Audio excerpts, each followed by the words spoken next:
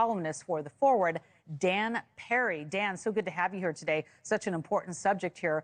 You know, the Philadelphia corridor has been a focus of Israeli Prime Minister Benjamin Netanyahu and a ceasefire deal. So does securing it change this equation? Well, they didn't say they secured it completely. They say that they dismantled the Rafah brigade and that they got 80% of the tunnels, not 100%. This is the army speaking of what they've managed to achieve in several months of efforts there. Now, the Netanyahu speech making the Philadelphia corridor the be-all and end-all of the Jewish people's survival came like 2 weeks ago, and so I don't think it changes anything. The bottom line remains that the government is determined to keep troops there, and that seems to be a big sticking point in the indirect negotiations with Hamas. I also wanted to ask you about the body of the Turkish-American activist that was killed in the West Bank, heading back in Turkey, awaiting burial right now. Israel admitting its fault in her death. So do you think there will be any further fallout from her death? Obviously, a lot of people talking about this one. Well, you know, these things happen in the West Bank all the time. It's an incredibly messy place to be with angry Palestinian protesters and terrorist groups and radical Jewish settlers shamefully abetted by the government, and very nervous soldiers, rightly nervous soldiers, and everyone protesting and no one happy, and foreigners showing up and demonstrating in the middle of it all.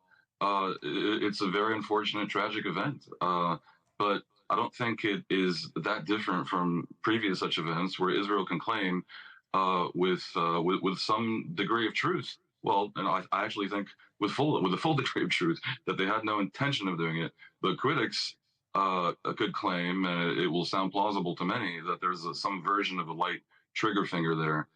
Turkey has said it wants to investigate it. That's a little farcical.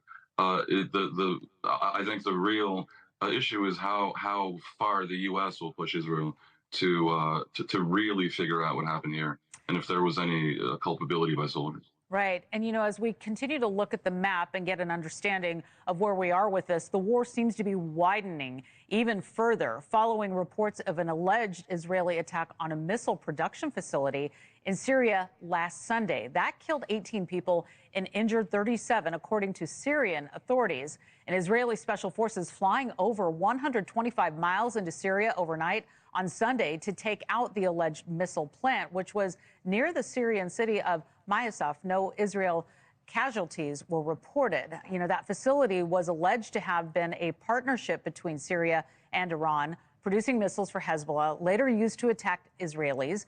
Israel has yet to comment on that raid, which was the deadliest attack on Syria in months. So, Dan, this wasn't a simple airstrike. Israel actually sent ground forces into Syria to take out that facility. Why do you think that they would take such an enormous risk, considering the possibility of more hostages being taken if that raid failed?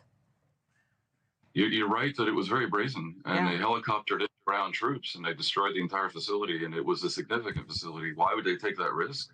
Because this facility, it creates, with Iran's help, guided missiles for Hezbollah, and those guided missiles, which in the worst case can reach central Israel, are the main deterrent Hezbollah has that enable it to be firing at Israel for almost a year now and have Israel not really take them out because the missiles are the deterrent. It's a sign that Israel intends, I think, to stop tolerating what is by any conceivable measure an outrage that they're being attacked from Lebanon by an Iranian-backed terrorist group. I would expect this to be a signal that unless something changes soon, they're going to go into Lebanon in some sort of massive operation against Hezbollah. It's a lot to take in and understand, and we appreciate you breaking that down for us.